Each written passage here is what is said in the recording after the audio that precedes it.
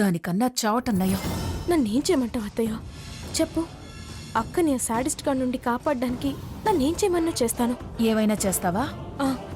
అక్కని కాపాడడానికి, వాణ్ణి చంపడానికైనా, నేను చావడానికైనా రెడీ. చెప్పత్తయ్య, నన్నేం చేయమంటావు? వాణ్ణి నువ్వు పెళ్లి చేసుకోవాలి. ఏంటత్తయ్యా? నువ్వు విన్నది నిజమే. మీ అక్కని కాపాడాలంటే నువ్వు వాణ్ణి పెళ్లి చేసుకోవాలి. ఏం మాట్లాడుతున్నావు అత్తయ్య? వాణ్ణి చేసుకుంటే నా జీవితం నాశనం అయిపోతుంది. అవని, అక్క కోసం ప్రాణాలే ఇస్తాన్నావు. ఇక జీవితం ఎంత?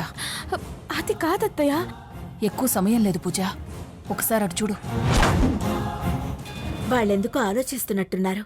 మీరైనా చెప్పండి అన్నయ్య గారు. అరే బలరాం, భానుమతి గారికి వాళ్ళ ఆచారం మన ఇంట్లో జరిపిస్తానని మాటిచ్చాను. నేను నీకొక మాట ఇచ్చాను అన్నయ్య. సిరిని ఓ యోగ్యుడికిచ్చి పెళ్లి చేస్తానని. నా తమ్ముడిగా నా మాట నిలబెట్టాల్సిన బాధ్యత నీకుంటుంది. ఈ పని నీకు ఇష్టం ఉండకపోవచ్చు, కానీ ఇచ్చిన మాట నిలబెట్టుకోలేకపోతే నీ అన్న బతుకున్నా చచ్చిపోయిన వారితో అన్నయ్య, నేను ప్రాణాలతో ఉండగా నా అన్న బాధపడే పని, నా అన్న మనసు నొప్పించే పని ఎప్పటికీ చేయను.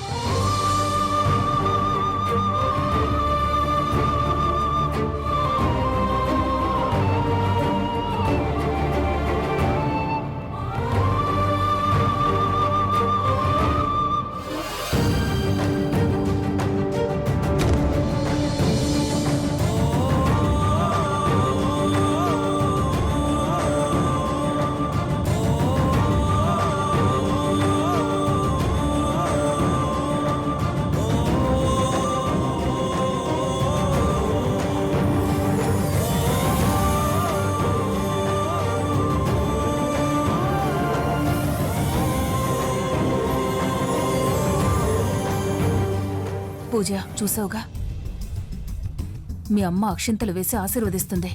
తర్వాత దండలు మార్చుకుంటారు.